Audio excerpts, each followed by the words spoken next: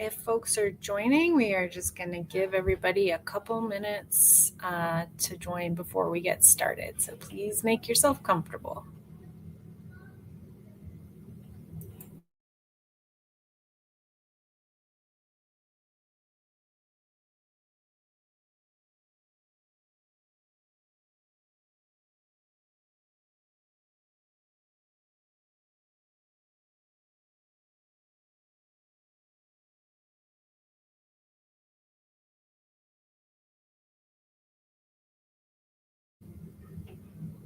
Hi, everyone. Welcome. We are just going to give everyone a minute to join and get settled. We have a big group today, which is very exciting. So hang tight, and we're going to start in about a minute.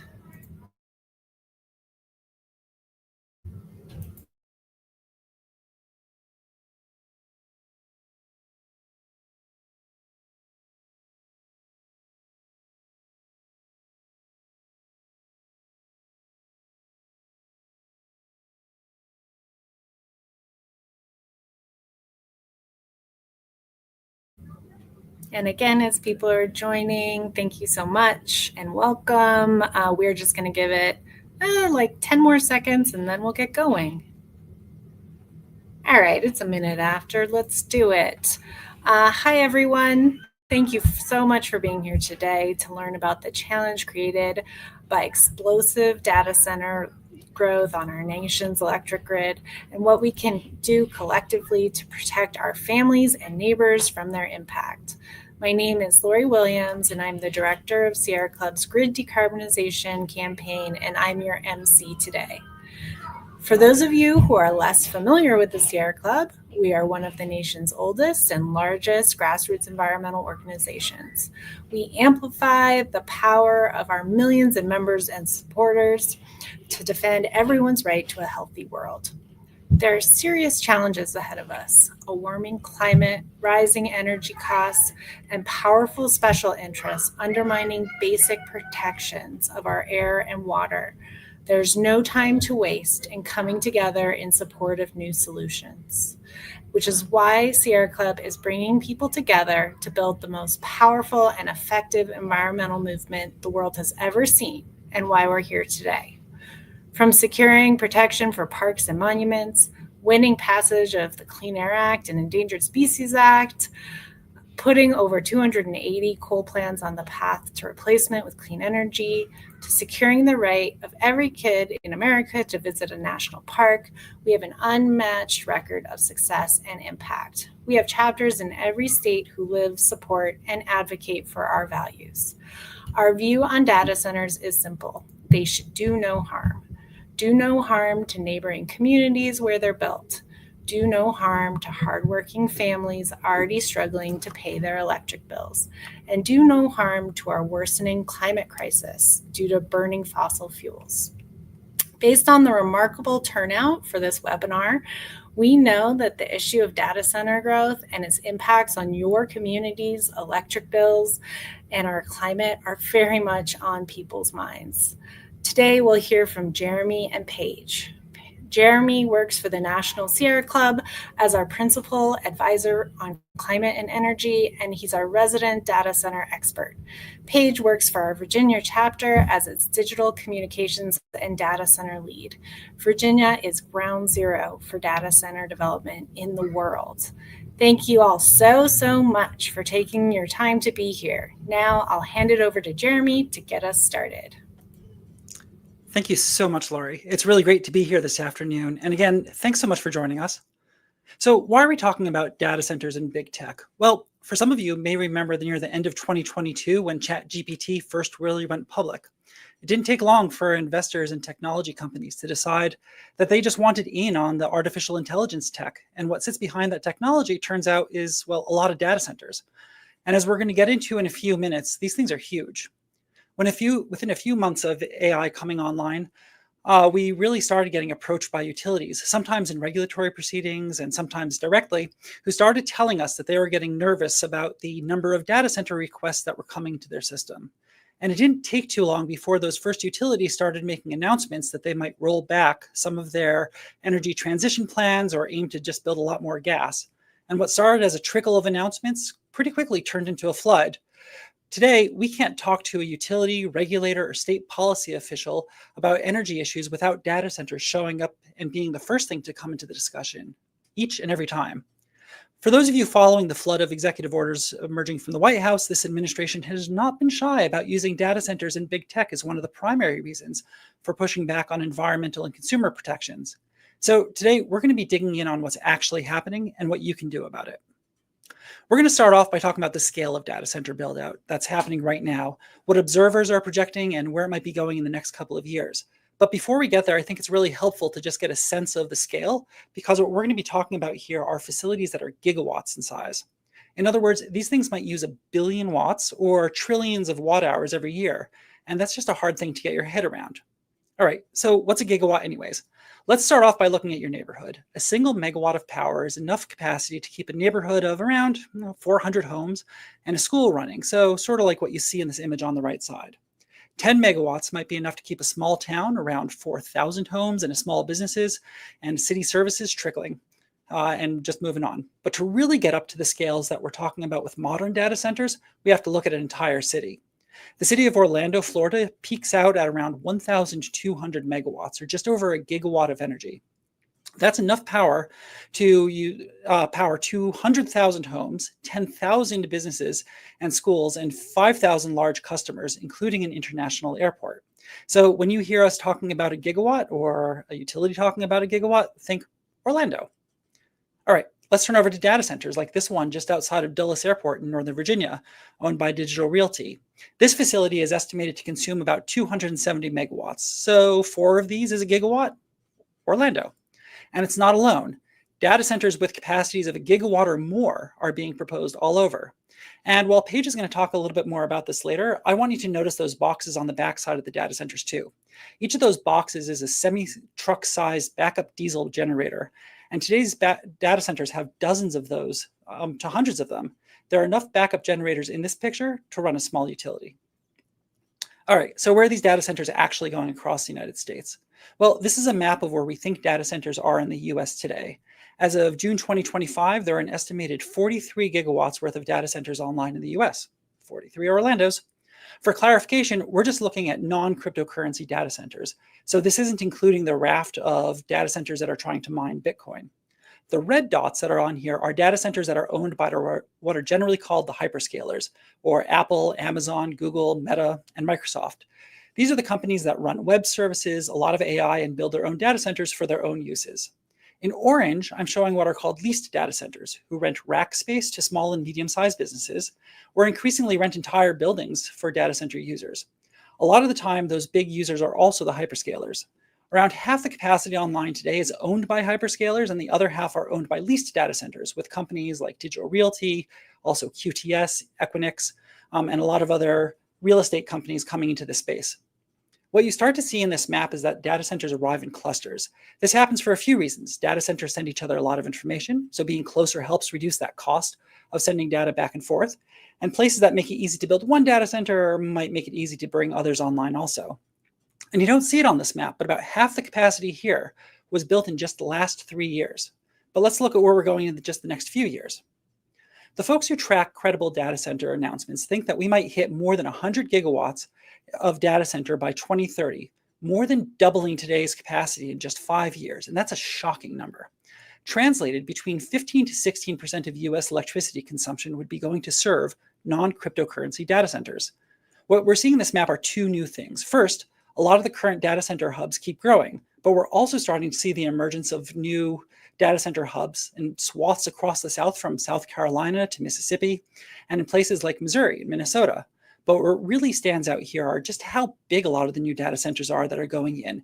There are hundreds of megawatts. One of the things that you can't see on this map, again, is that a really sizable portion of the yellow bar on the right are from companies who basically have no history of building data centers.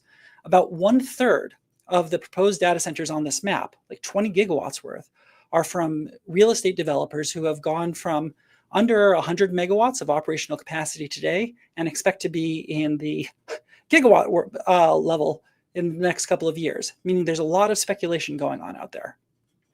Well, that map might be a little hard to get our fingers wrapped around. So let's look at this in a simplified manner.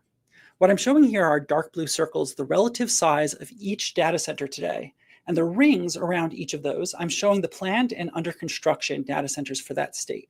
For calibration, we estimate that Virginia today is at around 8.9 gigawatts, but could be about 28 gigawatts by 2030.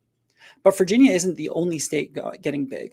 This is also a map that shows us that there are 23 states headed towards more than a gigawatt of planned data center capacity by 2030.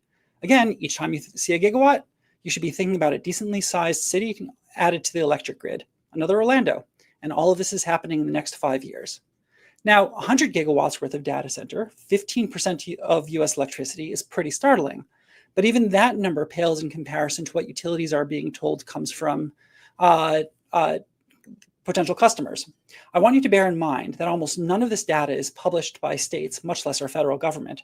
We only know about these data center proposals from local announcements, siting boards, and some utility filings, and we use a service to help us pin these down. But there's basically zero transparency around where this growth is happening or who's behind it. The utilities are telling us that they're getting data center developers pounding on their doors every day, and the numbers that they're hearing are just jaw-dropping. And they tell us that we're probably sitting on a pretty big bubble. All right, so we ran a deep dive on major utilities that have some form of public filing or investor decks. And while many of those utilities don't want to disclose who's been knocking at the door, we found that there are 23 utilities that together disclosed economic pipeline of over 700 gigawatts worth of data center interest. Just for a little bit of perspective, if all of those data centers were actually built, they would use as much as the entire United States economy, plus another 30% on top. All right, we think a lot of the interest that we're seeing is coming from real estate developers who don't really have a history of building data centers. And we see that playing out state by state, where small new companies are snapping up land and asking utilities to hook them up to the grid. And in a lot of cases, we're finding that they don't really have customers lined up to actually use those data centers. But that speculation and the idea that there's almost an unbounded amount of data center demand is leading utilities and policymakers to think that they basically need to throw out the safeguards that make room for that speculation. And that's where we're starting to go off the rails. So we've been making the claim that unabated growth of data centers is harming ratepayers, our climate targets, and our local health. And we want to dive into that just a little more here. I want to start with the claim that data center risk increasing energy costs and increasing risk for ratepayers, and we see that playing out in 3 different ways. First, the price of data centers coming online mean that utilities are leaning a lot more on expensive gas and coal plants because that's what they have available right now. Areas with large numbers of data centers are already seeing the cost of strained grids reflected on customers. And when we model out what utility costs look like going forward, we're seeing that they end up having to build a lot of new infrastructure. Virginia, for example, estimated that growing data center demand would add billions to local electricity costs, and not all of that cost is going to be shouldered by data center customers. Second, a lot of new infrastructure utilities are going to build for data centers has typically been considered a common good, things that we all use, like transmission to serve all customers. But what if that transmission was specifically designed to serve a cluster of data centers? Should that still be considered a common good? Most of the utilities that we're looking at don't have a good way of differentiating these costs. And third, there's a very real risk that the bubble pops and a bunch of the speculators that we're talking about just go belly up. Maybe there really isn't a market for all of these data centers and the AI boom plateaus. What happens if a utility has spent a lot of money building a system to serve really big customers who are no longer there? Unfortunately, there are a few cases in which utilities have lost big customers, and the result is that costs go up for everyone else. Unfortunately, a lot of the new expensive infrastructure that's getting built to meet data center demands isn't particularly clean, and that's where we get this next really huge problem. We think that data centers are starting to kill climate targets. That might sound like a really bold statement, but we're watching climate progress face real threats today, and not a small amount of that is attributable to data centers, and ultimately the technology companies that are pushing this massive expansion. And again, we see this playing out at 3 different scales. First, we're watching utilities wind back their decarbonization efforts with the rise of data centers. And that started even before the Trump administration decided that it was great for us to have asthma again. We've had an unfortunate number of utilities tell us that they're slowing their transition efforts, bringing huge gas plants online. and keeping uneconomic coal plants online just to serve data centers. And this isn't maybe just the related thing. In Louisiana, Meta took the extraordinary step of being able to negotiate for a utility to build 2 massive gas plants to run their AI training center. Second, we're seeing states with climate targets starting to wind back those targets. Just 3 weeks ago, North Carolina decided that it would let Duke Energy blow past its 2030 goals, all in the name of building data centers, and Virginia appears to be toying with the same idea. And then finally, the Trump administration has been thrilled to just let technology companies and data centers take the blame for his environmental and ratepayer protection rollbacks. We're counting at least 6 executive orders to date that use data centers as a foil to roll back safeguards and try to slam the door shut on renewable energy. And of course, the ridiculous part is that the administration has already identified that if we build all of these data centers and don't build a lot of renewable energy fast, we're going to be in a jam. So I'm going to pass this over to Paige now to talk about some of the community impacts that we're seeing on the ground. Paige? Thanks, Jeremy. So what does this look like on the ground? What does this look like locally? Virginia is the data center capital of the world. And what we're seeing is that data centers are really overpromising and under-delivering across our state. They're really hurting us more than helping us. And so one of the ways that we are seeing this is with our health. As Jeremy mentioned, each data center uses dozens to hundreds of diesel generators for backup power. Those are massive tractor trailer sized diesel generators. And diesel fumes are really bad for our health. They increase rates of cancer and respiratory and cardiovascular diseases. And specifically, diesel generators emit pollution that we can't see, and that pollution hurts children most. And the problem is that data centers and their backup diesel generators are often sited near schools and homes, and we have little to no regulation saying that they can't do that. And so now we have these diesel generators that are harming our health that are close to our communities. Tech companies are really downplaying the impacts of these diesel generators. In Northern Virginia, we have 5,000 plus diesel generators. And in 2022, Loudoun County, which is in Northern Virginia, nearly allowed them to run 24/7 because it was going to be a hot summer.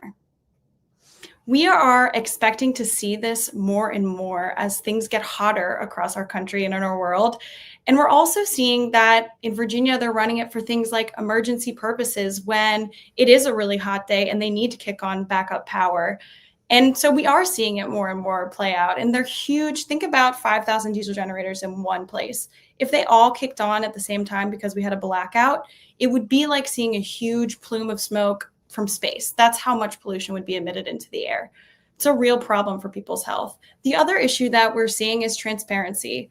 Jeremy spoke on this a little bit, but in Virginia, we're seeing it in real time. We are lacking so much data on where is the water coming from for local projects. What is the energy demand? How much does an individual data center need of our energy? And what is that energy going to be? What are the number of backup generators that are going to be on a data center that's going to be right next to my home?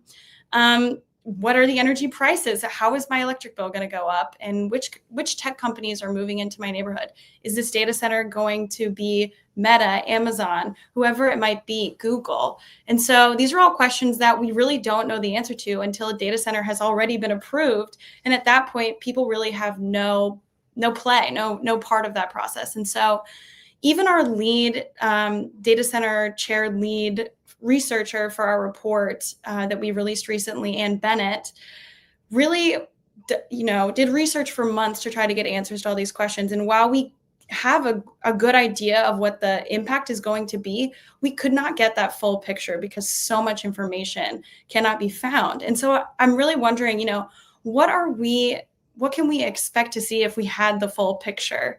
And I would imagine it's going to be a pretty stark image. And the other thing with transparency is that we don't know how much these data centers individually are paying for their electric bills because they have private contracts with our utility in Virginia and across the nation where they agree on an energy price, and we don't get to see that. So now we're in a situation where data center tech companies, these trillion-dollar tech companies, are able to negotiate their energy prices and families aren't. And then we have the problem of cost at the local level.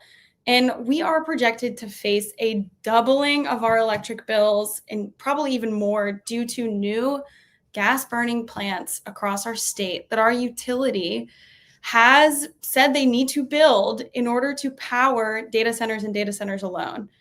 So people are paying for this build out of new gas plants. Whenever there is a new gas plant proposed in Virginia, the price of that is passed on to ratepayers. So if it's a $2 billion gas plant that they need to build, we are paying for that, whether it ends up being used or not. It doesn't seem fair to me that we are shouldering the cost, families are shouldering the cost of this energy infrastructure when trillion-dollar tech companies could easily be paying for it. And we'll pass it back to Jeremy. Thanks so much, Paige. And we really are hearing similar stories to what Paige is telling across many of the states that we operate in. So one thing I want to clarify here is that the harms that we're seeing are incurred by the unmitigated and unconstrained growth, or in a lot of cases, really just the projected growth of data centers. And we know that there are a lot of services that are offered by the technologies that are enabled having data centers like this stream here today. But what we're seeing today appears to be the speculative growth without much understanding of if there's a fundamental market that actually exists for these data centers. And both the rate of expansion and the big gamble are driving poor decisions in the electric sector. The speculation isn't driven only by the money flowing into technology companies. A lot of it's driven by what we might think of as public subsidies for this industry too. So let's dig into those for a moment. First, a number of utilities have what are called economic incentive rates. These are rates that are designed to attract large customers to a utility service territory. And in many cases, they've been approved by state utility regulators. An incentive rate is meant to attract economic development like factories and businesses, and basically is a discount to what big customers would have otherwise paid. The idea of an economic incentive rate is that it can bring in large customers who have historically helped pay down some of the fixed costs of running a system, like existing transmission and overhead, and didn't really cost that much more to serve, just burning a little bit more fuel. And the theory was that those customers would bring down everybody else's costs. Well, that sort of goes out the window when your new customers are so big that you have to build whole new generators and transmission systems just to serve them. And those incentive rates attract big data centers in really big clusters. Then you have preferential treatment for data center customers and other large loads. I'm going to highlight Virginia here because, again, it's got a bit of a track record with data centers. What you're seeing over here on this graph on the left is the electric consumption for both residential customers, in blue on the bottom, and commercial customers like data centers in red on the top. What you can see here is that between 2014 and 2024, the amount of electricity consumed by commercial customers in Dominion, which is the utility that serves Virginia, its territory increased by 43%. That's basically data centers coming onto the system, and I expect that we're going to see that number climb enormously in the next few years as the new data centers come online as well. But in the meantime, residential customers didn't change much. But if we flip this graph over to look at how much those customers paid, what we see is that not only do commercial customers pay less for their electricity overall, but while residential rates increased by 30%, commercial customer rates increased by less than inflation. These are the kinds of price signals that drive data centers to Virginia, and a willingness to have other customers foot the bill.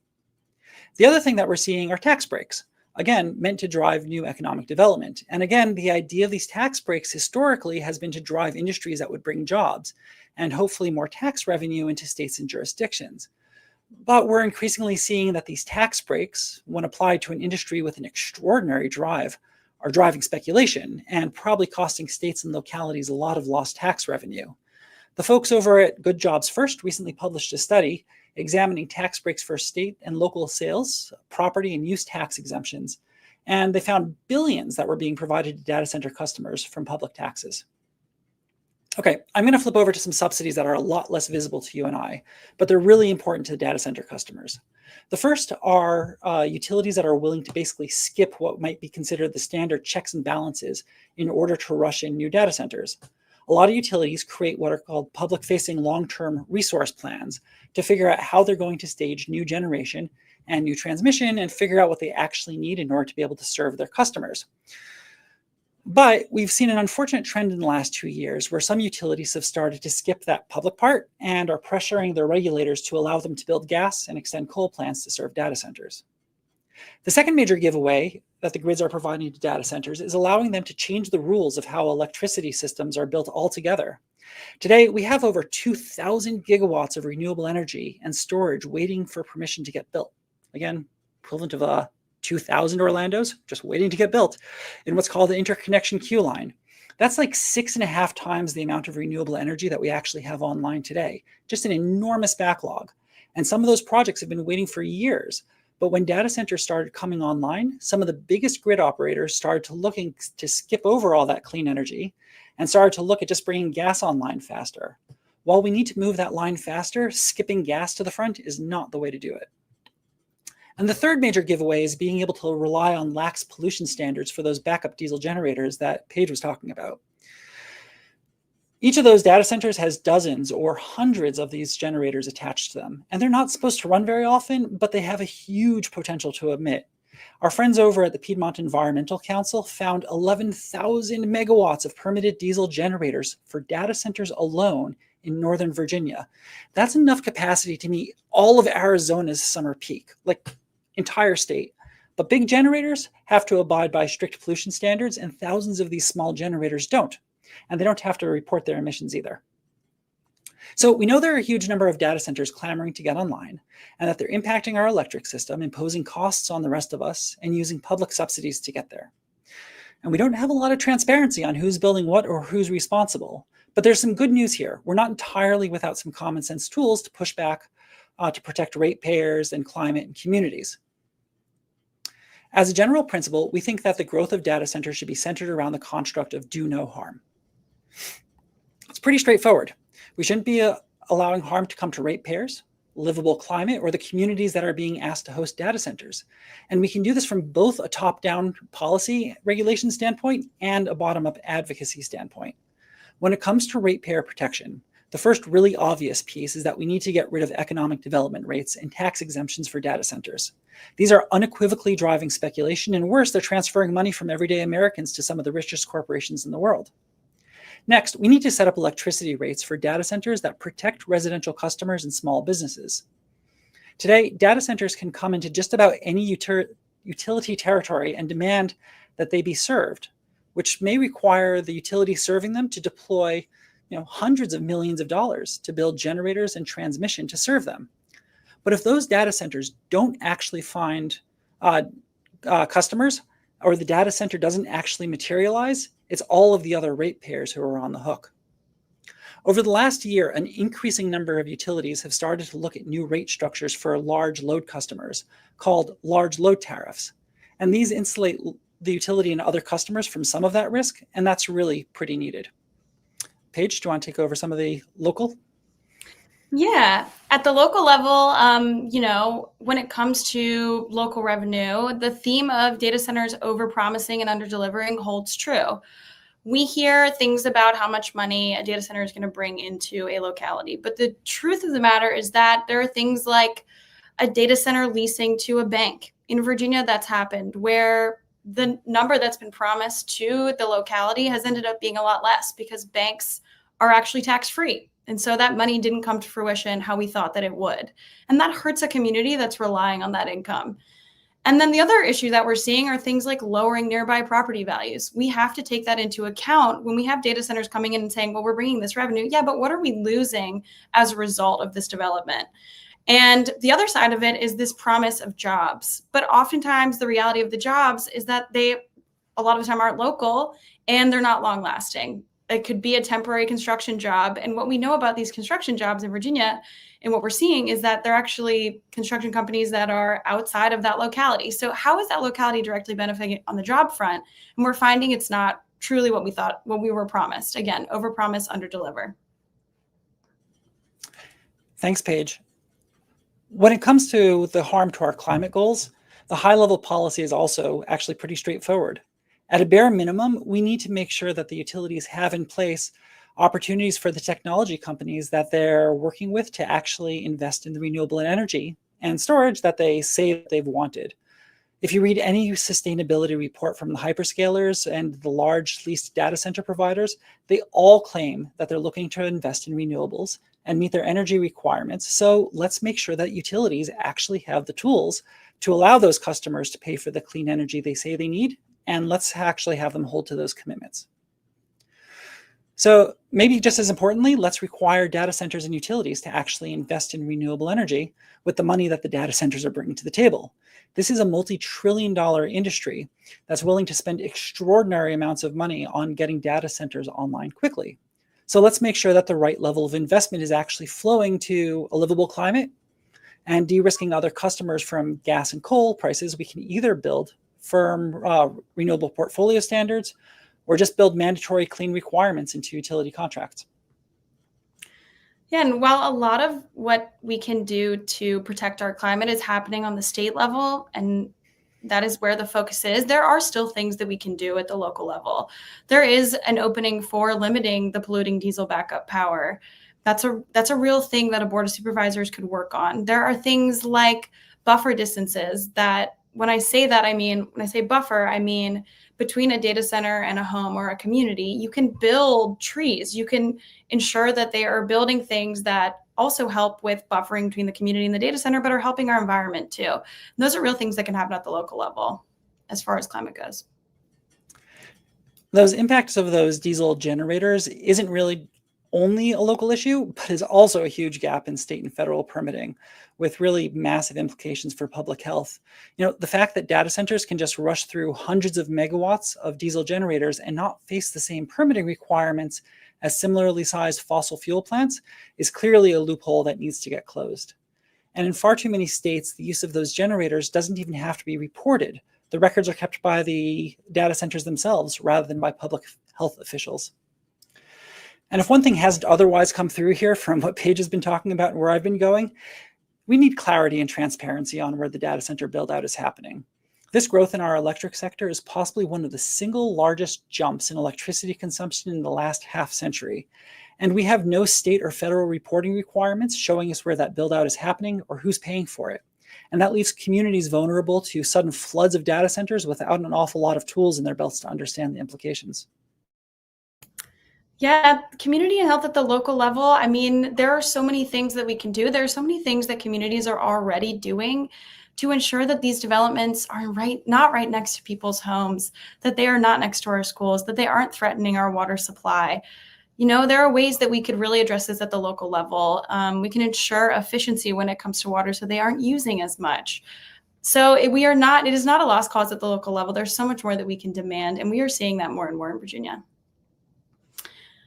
And this brings me to what we can do at the local level and what we have seen happening at the local level. We have seen that when people are getting involved on the data center projects that are being proposed, they are moving the needle. They are making denials happen when data centers are not what the community wants them to be. And that's happened in multiple places across our state. It's happened in Chesapeake, Virginia. It's happened in Chesterfield, Virginia. It's happened in Charles City County. And while that in Charles City County was just a deferral vote, it was a huge deal because we had 80 community members show up, speak up, and say, we don't want this project. It is 50 feet from the nearest home. It is 100 feet from hundreds of homes in Charles City County, which might not mean nothing to you. It's a beautiful town in Virginia. And they fought back. And the Board of Supervisors said, we hear you. We are going to defer this vote. That vote is coming up soon. Stay tuned. But it's a big deal that when this community comes together, when community members come together, that's how we get the decisions that we want to see. That's how decision makers are erring on the side of, hey, maybe we should listen to the people who elected us to these positions. And so you are not helpless. And while what we've just given you is a lot of information, it's a lot of detailed information. What I want you to know and what I want people to know at the local level is that you do not need to be an expert. You don't need to be an expert. You just need to have your story because your values, where you live, your community, that matters. That should matter to the people that represent you. And when you bring those stories forward, that's when we see these wins more and more. Thanks so much, Paige. So Paige is really pointing to this idea that we are not powerless in this space. And our collective work on the ground is really starting to make a difference in the way that data centers get sited and how they interact with our power sector. In June, Sierra Club and a few allies, including Amazon Employees for Climate Justice, League of Conservation Voters, Public Citizen, and together signed a full-page ad that we took out in San Francisco Chronicle and the Seattle Times, calling on the largest tech companies to power their data centers under the following conditions: 100% clean energy and clean capacity, no new gas-burning power plants, and no delayed coal plant retirements. We called on Amazon, Google, Microsoft, and Meta to honor their commitments to eliminate greenhouse gases and put their money where their climate goals are. And since we put out that open letter, we've had dozens of nonprofit organizations throughout the country join that letter and demand climate and ratepayer accountability. And you can join this movement too. You can help us tell big technology companies that our electric bills, climate, and health won't be sacrificed for their power needs. You can either scan that QR code on the left, or we're going to be dropping a link in the chat. And there should be a link below in the recording as well to sign on to our petition to the big tech companies. We're demanding in this petition that they take common sense steps to protect us and protect our livable climate. And when you sign on, we're going to also connect you to opportunities to move the needle in your state. And we're going to ask you to please share this around. Finally, we'd appreciate your help in helping us actually fight this fight. Your support lets us help hire experts in these proceedings, advocate for effective policies, and provide you with the tools that you and a community of advocates need to work together. If you care to contribute, we'd appreciate your support with that QR code on the right. We're going to also drop a link in the chat as well. Now, I'm going to turn it back to Lori, whose team has been monitoring the very active chat for questions, and we're looking forward to a robust discussion. Thanks so much for joining us today. Thanks so much, Jeremy and Paige. That was fantastic. There's so much to unpack here, and it's so great to see the engagement and questions in the chat. So let's dig into those now. So first, maybe I can start with you, Jeremy. Are there examples of where actually like clean energy commitments have been made from the utilities serving tech companies? Like, are there good examples of clean energy meeting this load? We're really just starting to get there, and it's pretty limited already. What we have had in the past is a lot of the large technology companies signing on to power purchase agreements with renewable energy providers. Sometimes that was local, sometimes that wasn't actually local, and sometimes it was just the clean energy attributes that they're paying for. But we've started to have spaces like Google buying into a enhanced geothermal facility in Nevada, where there's a very direct link from that facility back to a data center that they're working on. And it's a good start for where we hope that this is going to go in the future, but it's really just at the nascent beginning. Thank you, Jeremy. That was helpful. Next question I will direct to Paige. How are locally elected officials responding to the impact of data centers in Virginia and the growing opposition to their impacts on neighbors, utility bills, and the environment? Yeah, I think, we're seeing more and more that local decision makers are actually denying projects when there is a lot of public opposition. When people are showing up, I know I spoke about this at the end of the presentation, but it's something that's a really big deal. I mean, Virginia, we've been working on this issue for 4 years, and we haven't seen this kind of denial of these projects until this year, until people started really saying, hey, something's wrong here, and people are not part of the process. And actually recently in Virginia, one of the largest data centers in the world, the Digital Gateway, lost a court case. The judge actually ruled on the favor of people, saying that the way that the project went about, they lacked transparency on the project, they lacked public engagement on the project, and they sided with people. That really, I don't think would have happened 4 years ago. And it's because people are speaking up. It's because we have this engagement happening. And that was a huge deal. And I really wanted to shout that out and really congratulate the people that worked on that too. Thanks, Paige. And I did see there were a lot of questions in the chat about whether you'll be able to get these slides after the webinar and whether this is being recorded. And the answer is yes, it is being recorded and it will be available. So thanks for asking. All right, what All right, will this be available to call back up on YouTube for me to share with others? Yes, it will. Looking for the next question. Why is Virginia such a hub? And I will give that, who wants to take that, Paige or Jeremy? I can take a first crack and then throw it to Jeremy. I will say that on the less technical side, it's that we have these tax breaks for data centers, and it has allowed for data centers to come here and save a lot of money for being in Virginia. We literally give them tax breaks just for being here. We have no requirements. We have nothing that they're tied to in order to get those tax breaks. And so that really is why we've seen part of the reason and a majority of the reason why we have seen this growth that we have seen in our state. And it's been a huge problem. And I know Jeremy touched on this more during his presentation, but I'll throw it over to you, Jeremy. Yeah, there's also just a legacy issue from Virginia. Virginia was one of the first ones to get its feet on the ground, set up the incentives and the mechanisms to be able to attract data center industry. And the fact that it sits along the fiber lines that both come in across the Atlantic and between major metropolitan areas on the East Coast has made it a very attractive hub in the past. But it's one of these clustering questions as well. Once you start to get a concentration of data centers, other data centers want to reduce the cost of transmission between themselves. And so they also start to cluster nearby in that same space. But what we're starting to also see in Virginia is that it's reaching a breaking point, right? The idea that we can actually serve these data centers with the amount of energy that's actually available in Northern Virginia is starting to really press in on it. So, over the course of the last couple of months, we've seen what's called congestion pricing, basically the cost of delivering energy when the grid is really jammed up, spike to prices that are 100 times, 1,000 times higher than they actually should be in some circumstances. And that has cost implications for everybody on the grid in Northern Virginia. Thanks, Jeremy.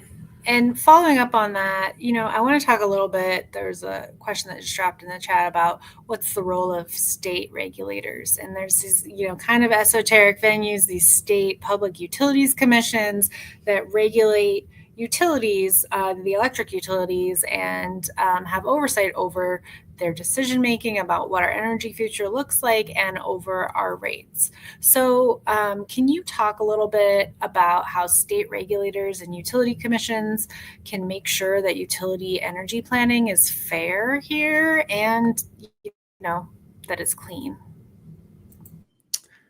Yeah, happy to take a whack at that. Right. So utility commissions have some very important roles in both keeping rates fair and in making sure that utilities are acting competitively. Right. Utilities are monopolies. They don't have to compete against other providers of electricity in order to be able to do the same service. And so in order to ensure that they're actually doing the right thing, many utility commissions, many states require those utilities to file what are called resource plans. There are actually 32 states that have to file resource plans for their investor-owned utilities. And that subjects them to some form of public scrutiny. Regulators are supposed to be looking for plans that minimize cost and minimize risk, which is a great thing to have to do, but they can also make sure that they're looking for plans that optimize things like energy efficiency and renewables, reduce fuel cost and risk, and ensure that utilities aren't really getting out over their skis. And that latter one is a really important one. We need to make sure that utility commissioners are enabled to be able to look at these plans and ensure that we're not actually building generation and infrastructure ahead of a demonstrated need for it that's backed up with some of these protective tariffs. Yeah, and I can't emphasize enough how important these venues are. And it's another space where the public can show up, you can show up, and you can make a difference. It really does drive decisions in these venues when the public shows up. And that's one of the great things we can do at our organization is all of you, we will plug you into all of the state decisions that are ongoing right now and how you can act. So, okay, next question. I don't know if this is still for Jeremy or also Paige. How might AI and crypto data centers affect my household energy bills in the coming years? And how can I find this information out on my own? Paige, do you want to take a first whack at what you're seeing for Virginia? Sure, I can do that.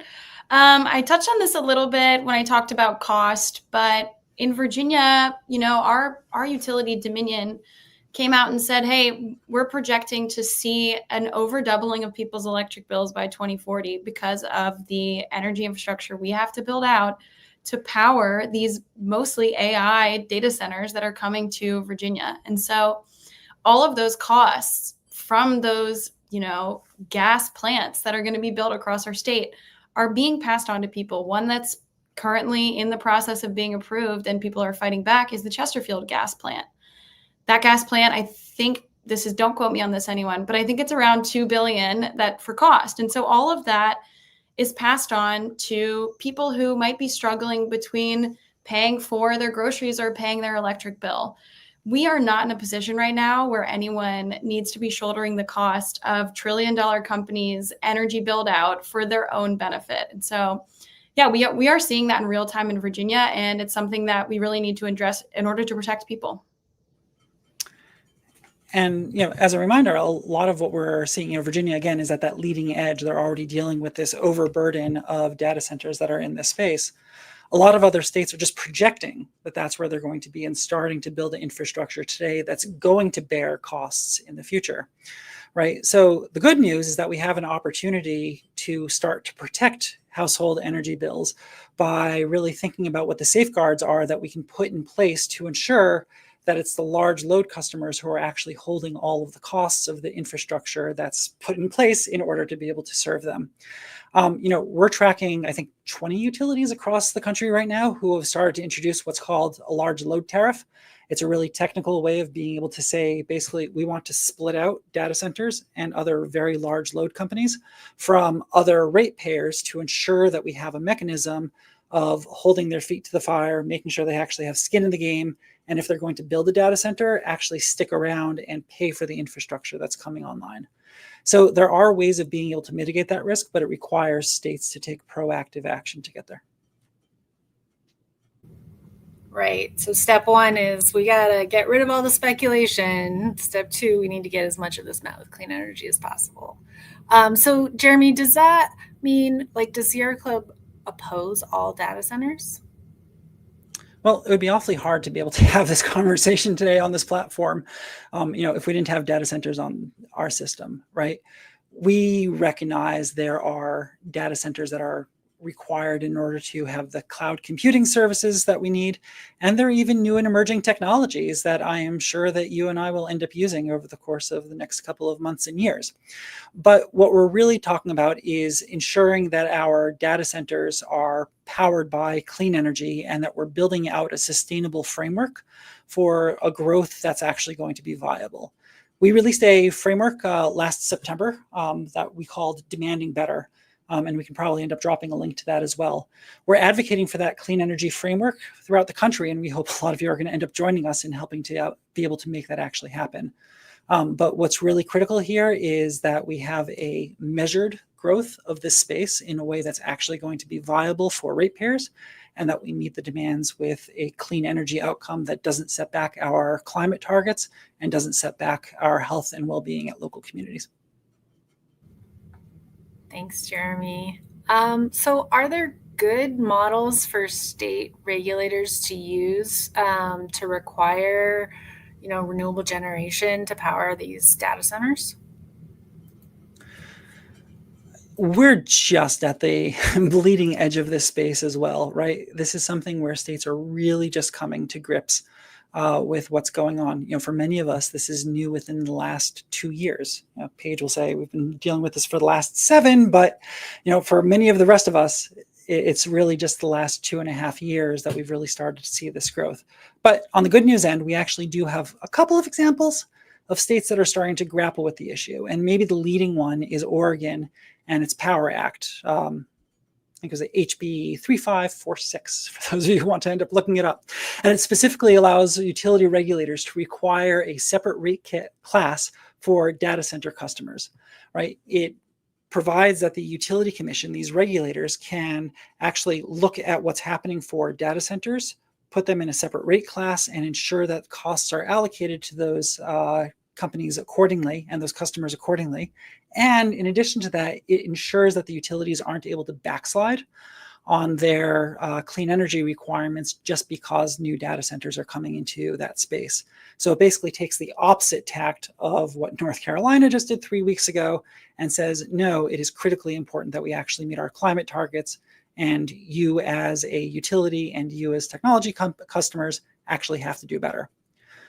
But, maybe in addition to things that are just happening at the state and regulatory level, what we actually also have is a number of movements to really drive change at the technology companies themselves. And I want to actually highlight our co-signatories on that open letter, Amazon Employees for Climate Justice, who had several years ago thousands of tech workers actually sign on to their own open letter demanding that Amazon do a better job on its climate commitments and continue to fight for worker rights and better corporate outcomes. And that's a really fantastic example of the type of thing that can happen to both move the needle, not only at the state regulatory side, but within the technology companies themselves. Sorry, I had a second to come off mute. Thanks for that one, Jeremy.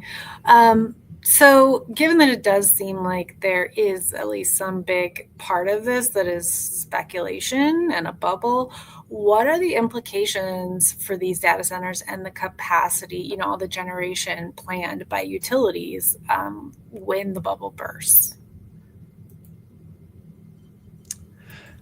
Paige, you want to take a whack at what you think might happen in Virginia, or you want me to give the national view? Well, I think for Virginia, we don't have as much speculation because everything that's been projected for our state has come true.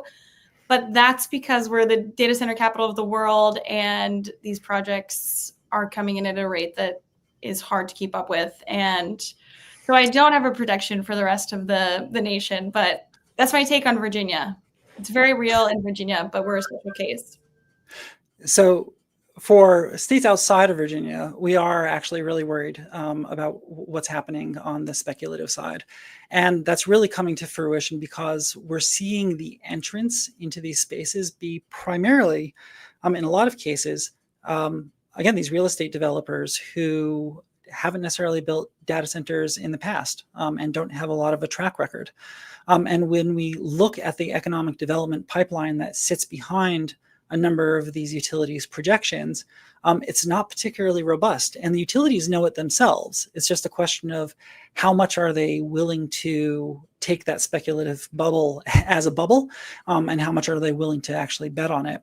So in a state like Kentucky, where we have them actually pushing forward on 2.5 gigawatts worth of new gas in order to be able to serve data centers that don't even have customers yet and haven't made themselves publicly announced, that's a potential problem, right? So when we end up having, if there's a circumstance in which we end up having data centers either get built or we have utility infrastructure that gets built for data centers that don't show up, what we're going to end up with is a lot of utility infrastructure that then gets passed over to other ratepayers. That's you and me. Because almost certainly those utilities are going to want to recover the costs of having built that. Somebody's got to pay for it. And the folks who are currently in their queue, that's the rest of us. Not to mention just like the billions and billions of dollars that will have gone into fossil infrastructure that could have gone into like decarbonizing the grid. We really need to be spending that money. Okay, so can you speak more to the water concerns and water usage, either from an environmental or cost perspective, or both? I imagine this is a bigger issue, in the West and places that don't, are really constrained from a water perspective. But Paige, do you have any thoughts? Yeah, I mean, we can go to Jeremy. This is a huge issue at the local level because we have data centers that are being approved that actually don't know where they're getting their water from until after they're approved. And as we said briefly during the presentation, these things can take millions of gallons of water a day. I mean, think of how hot your computer gets and it needs to cool down. Now picture, thousands of your computers in one building. It takes a lot to cool those data centers, and a lot of the water that is used, depending on what kind of water cooling system they're using, but it evaporates, which is why we lose so much water when we do this cooling system. And in Virginia, we saw a locality attempt to asked to pull up to 14 million gallons of water a day from a local water source, the Rappahannock River. It was denied because it was such an egregious number. But that's the kind of water usage we're looking at on the local level. And it's really scary because that eventually impacts farming. It impacts well water. It impacts local drinking water. And so we are really concerned on the local level for those reasons. I don't know if Jeremy has anything to add to. No, I think you're getting really the best view on the ground in that space. So we're following your lead. And Paige, what sorts of things have you heard from people that live near data centers and what it has meant for their lives? Yeah, I definitely don't want to speak on behalf of anyone, but what I'm hearing is there is a real fear about the lack of community involvement, about the lack of respect for the surrounding community. People's water has been affected. There was a documentary that came out about people's water being affected who are on well water near a data center. There's a constant hum that comes from data centers. And there have been a few studies that have come out about people's mental health related to the noise and how it affects people's mental health and developmental health. And I think we're learning more and more that this hum isn't just a hum. It actually becomes, a mental health crisis, as I was saying. And then someone in the chat I'm seeing mentioned light. Yes, people are mentioning light. The data center in Charles City County, they're highly, highly concerned about those overhead lights that happen across and all around the data center that are they're pretty much like floodlights. And when it's 50 feet from someone's home, that's hard to escape. That's all night you have that light. And so you have light and noise, water concerns. And those are all huge issues for people that are living close to these data centers. Thank you, Paige. Really appreciate you bringing that perspective in here. What about, I know we need to wrap up in just a minute. I just want to say again, thank you all so much for being here today. It's so great to see the level of interest in this topic. It's so important to our energy future and to our cost of living future, and to the future of our communities. So just putting up that take action page again, and please do sign up. Consider supporting our work if you're able to. But once you sign up, we will on the back end connect you with the on the ground state level and local campaigns wherever we're able to do that. All right. Should I take one more question? No, I think we're out of time. Okay. Well, thank you guys so much. Jeremy, Paige, any last words? No, thank you so much for joining us today. Thanks, everybody. Appreciate you. And thanks, Lori. Thanks, Jeremy.